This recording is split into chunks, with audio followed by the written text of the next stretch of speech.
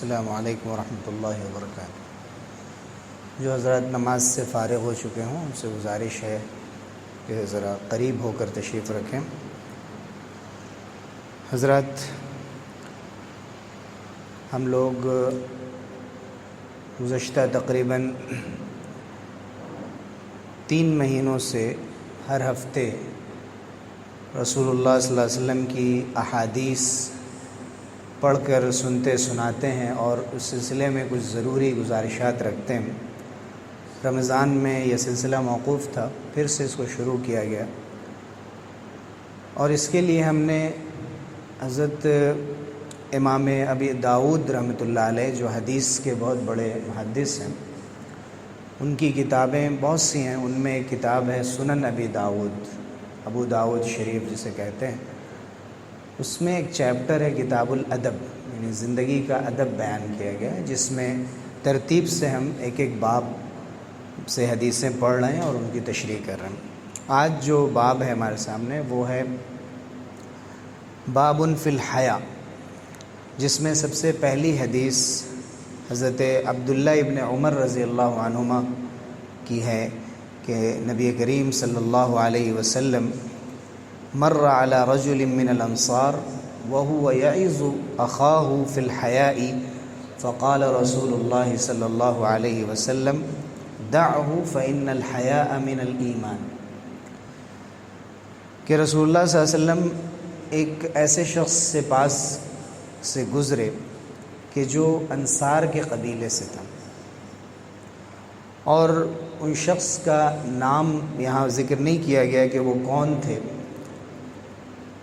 وَهُوَ يَعِظُ أَخَاهُ فِي الْحَيَاءِ، وہ اپنے کسی بھائی کو، اپنا سگا بھائی بھی ہو سکتا ہے، وہ دینی بھائی بھی ہو سکتا ہے، کوئی رشتہ دار بھی ہو سکتا ہے، اپنے کسی بھائی کو حیا کے سلسلے میں وہ نصیحت کر رہا ہے۔ حیا کے معنی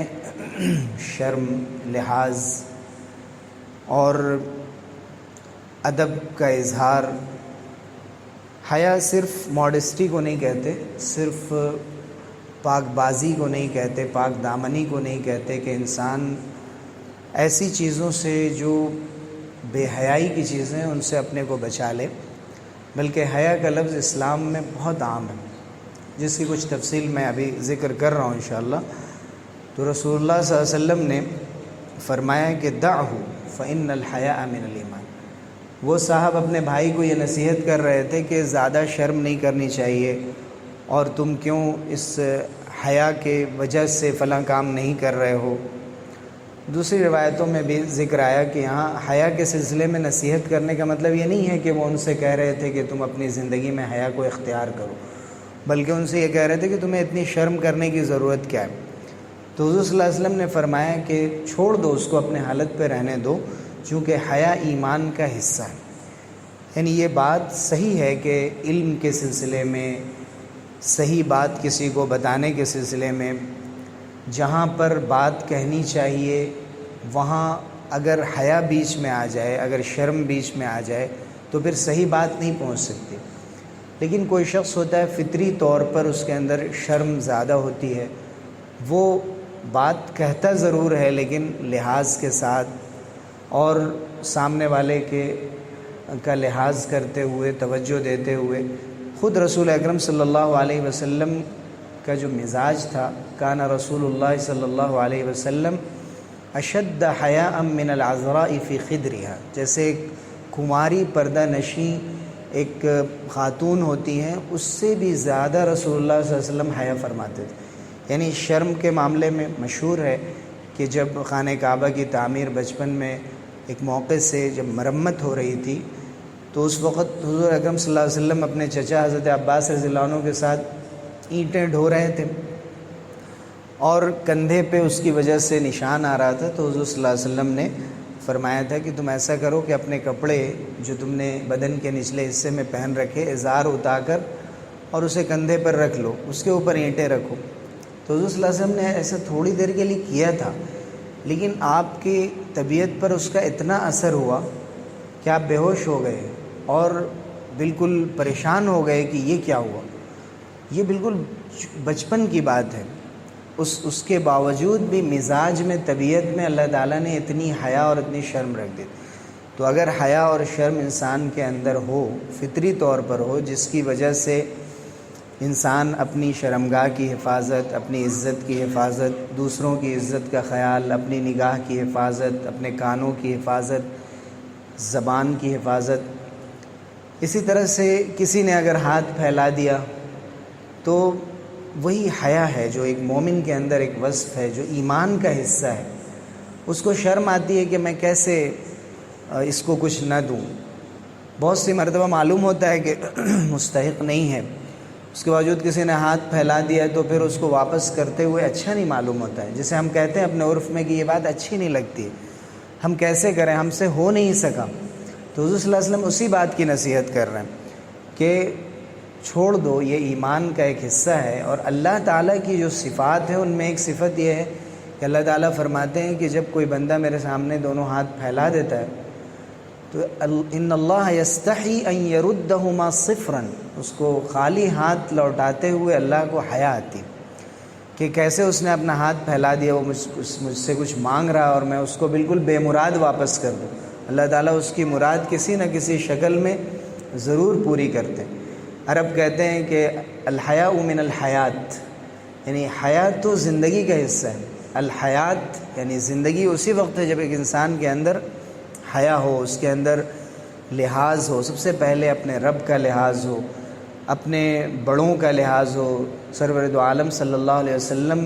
سے شرمسار ہونے کا اس کو خوف ہو کہ قیامت کے دن جب آپ کا سامنا ہوگا، یا ہم جب آپ اللہ تعالیٰ سے رفاقت مانگتے ہیں کہ قیامت میں جنت میں آپ کا ساتھ ملے، تو جب سامنا ہوگا تو ہم کس طرح سامنا کریں گے کہ ہم نے آپ کی سنتوں کا خیال نہیں کیا، ہم نے آپ کی بات نہیں مانی، ہم نے زندگی کے آداب کا خیال نہیں رکھا۔ تو ان باتوں کو اپنی زندگی میں خوب سچائی کے ساتھ غور کرنا چاہیے کہ کون سی چیزیں ایسی کہ جن میں ہم بہت سے سامنے کے لوگوں کا تو لحاظ و شرم کر لیتے ہیں، لیکن ہم اللہ کا لحاظ نہیں کرتے، ہم اللہ کے رسول کا لحاظ نہیں کرتے، ہم اپنے والدین کا لحاظ نہیں کرتے۔ جن لوگوں کے اندر شرم و حیا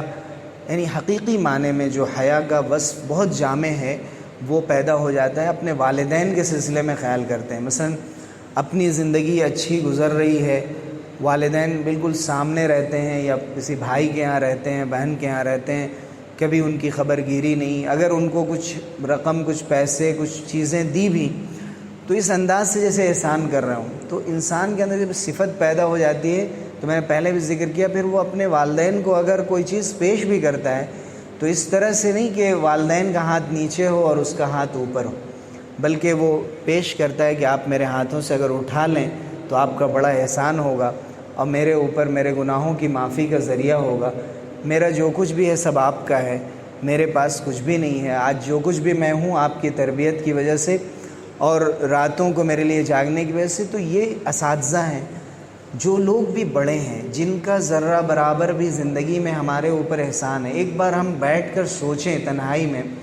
کہ رسول اکرم صلی اللہ علیہ وسلم سے لے کر آج تک رسول اکرم صلی اللہ علیہ وسلم خود، صحابہ کرام، پھر جن سے صحابہ کرام نے، جن لوگوں نے صحابہ کرام سے علم لیا، جو تابعین ہیں، اس کے بعد تبع تابعین ہیں، پھر پوری تاریخ، کسی نے قرآن مجید کو پڑھا سیکھا، کسی نے حدیث پڑھی سیکھا، فقہ اور مسئلہ مسائل کو پڑھا سیکھا، تجوید سیکھی، اور امت میں اس کو آگے پہنچاتا گیا، اور وہ چیز آج ہمارے پاس صحیح شکل میں پہنچی۔ وہ لوگ ہمارے بڑے کتنے محسن ہیں، ہمیں حیا آنی چاہیے کہ ہم کبھی ان کے بارے میں کوئی ایسی زبان کھولیں یا کوئی تنقید کریں بغیر علم کے، بغیر سوچے سمجھے۔ کچھ بھی لوگ اپنی طرف سے باتیں شروع کر دیتے ہیں، تو پہلے علم کی اہمیت کو سمجھنا، اور جب علم کی اہمیت معلوم ہوتی ہے تو علماء کی اہمیت معلوم ہوتی ہے۔ اور علماء میں بھی وہ جو آپ کے ارد گرد ہیں وہ تو ہیں ہی، لیکن جن لوگوں کے ذریعے سے علم پہنچا ہم تک، اور یہ سلسلہ اس طریقے سے اور اس محفوظ طریقے سے ہم تک چلا آ رہا ہے کہ اگر ایک قاری آپ کے سامنے قرآن کی تلاوت کر رہا ہے تو اسے جو سند دی جاتی ہے، اس سند کو رسول اکرم صلی اللہ علیہ وسلم تک پہنچایا جاتا ہے، اور وہ سند پھر حضرت جبرائیل علیہ السلام سے اور اللہ کی ذات گرامی سے وہ مل جاتی ہے، چونکہ اللہ کا کلام ہے۔ تو اس سلسلے سے اس کے مقدس ہونے کا پتہ چلتا ہے کہ ہمارے لیے یہ چیزیں صرف ایک نالج کا ذریعہ نہیں ہے، ہمارے لیے پہلے یہ چیزیں محبت کا ذریعہ، ہمارے لیے مقدس ہیں یہ چیزیں، اس نیت سے اور اس احترام کے ساتھ ہمیشہ ان سے ہمارا رشتہ ہونا چاہیے۔ دوسری حدیث میں حضور اکرم صلی اللہ علیہ وسلم نے فرمایا کہ الحیاء خیر کلہ، حیا خیر ہی خیر ہے۔ بس اللہ کے رسول صلی اللہ علیہ وسلم کبھی جیسے کھانے کے بعد لوگ بیٹھ گئے، حضرت زینب رضی اللہ عنہ کا ولیمہ تھا، کھانا کھا لیا لوگوں نے، نکل نہیں رہے گھر سے، تو سورہ احزاب میں فرمایا گیا کہ جب تم کھانا کھا لو تو پھر پھیل جایا کرو، نبی کے پاس سے جدا ہو جایا کرو، چونکہ نبی کو تکلیف بھی پہنچتی، ان ذالک کان یؤذی النبی فیستحی منکم واللہ لا یستحی من الحق، کہ اللہ کے رسول کو اس سے تکلیف ہوتی ہے لیکن ان کو شرم آتی ہے کہ کیسے کہیں کہ اب میں اجازت چاہتا ہوں، اب آپ چلے جائیں، لیکن تمہیں اس بات کا لحاظ ہونا چاہیے، اس کا خیال ہونا چاہیے، یعنی زندگی کا بہت چھوٹا سا ادب ہے لیکن غیر معمولی چیز ہے۔ تو اللہ تعالیٰ نے فرمایا واللہ لا یستحی من الحق، لیکن اللہ تعالیٰ تو حق بات کہنے سے شرم نہیں کرتا، اللہ کو تو اپنی بات پہنچانی ہے اور تو نبی کی طرف سے ہدایت دی گئی اور بتایا گیا، اس لیے ضروری ہے کہ زندگی میں چھوٹی چھوٹی باتوں میں، بعض علماء نے لکھا ہے کہ ہم لوگ اخلاص کی بات کرتے ہیں کہ ہماری نیت صرف اللہ کے لیے ہر بات میں ہونی چاہیے، اس کی مشق کرتے رہنا چاہیے، لیکن اس میں بڑی کوتاہی ہوتی ہے، کبھی ہماری نیت بری نہیں ہوتی ہے لیکن ہماری کوئی نیت نہیں ہوتی، یعنی اچھے سے اچھے کام کے وقت دھیان نہیں رہتا کہ میں اللہ کو راضی کرنے کے لیے کر رہا ہوں۔ تو اخلاص تو بہت بڑا مرتبہ ہے، اور زندگی کے بہت عمر کے بعد بھی اگر آ جائے تو بہت بڑی چیز ہے، محنت کوشش کرتے رہنا چاہیے، یعنی سب سے اعلیٰ درجہ ہے دین کے ایمان کے سلسلے میں اخلاص، عبادت میں اخلاص، معاملات میں اخلاص، اخلاق میں اخلاص، کہ صرف اللہ کے لیے میں مل رہا ہوں، اللہ کے لیے میں اخلاق پیش کر رہا ہوں، اللہ کے لیے کسی کو کھانا کھلا رہا ہوں، اللہ کے لیے۔ کم از کم اگر انسان کے اندر حیا بھی رہے تو یہ اخلاص کا ایک بڑا راستہ ہے کہ انسان کسی پر احسان نہ جتائے، کسی کو یاد نہ دلائے، کسی کو شرمندہ نہ کرے، یہ بہت بڑی چیزیں، بہت بڑی صفات ہیں، ہماری تہذیب کا لازمی حصہ تھا، جو دھیرے دھیرے یہ چیزیں ہمارے سماج سے رخصت ہو رہی۔ حضور اکرم صلی اللہ علیہ وسلم نے پھر ایک دوسری روایت میں فرمایا کہ الحیاء کلہ خیر، حیا کا جتنا بھی حصہ ہے سب کا سب خیر ہے۔ پھر حضور اکرم صلی اللہ علیہ وسلم سے آگے ذکر کیا گیا کہ راوی نے کہا کہ بعض کتابوں میں ایسا لکھا ہوا ہے کہ حیا کے کچھ حصے میں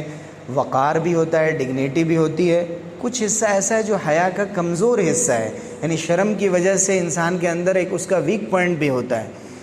تو اس کے بعد حضرت عمران ابن حسین جو راوی ہیں وہ بہت خفا ہو گئے، ان کی آنکھیں سرخ ہو گئیں، اور انہوں نے کہا کہ الا ارانی احدثک عن رسول اللہ، کیا تم مجھے نہیں دیکھتے کہ میں اللہ کے رسول کے حوالے سے میں تمہیں بیان کر رہا ہوں، اور تم اپنی بعض کتابوں کا حوالہ دے رہے ہو اور کہہ رہے ہو کہ وہاں ایسا لکھا ہوا ہے۔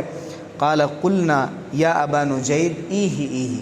کہا کہ چھوڑ دو، ان کی بھی نیت غلط نہیں ہے، یہ صرف بتانا چاہ رہے ہیں کہ شرم سے بسا اوقات بعض چیزیں خراب بھی ہو جاتی ہیں۔ اسی لیے حضور اکرم صلی اللہ علیہ وسلم نے دوسری جگہوں پر فرمایا ہے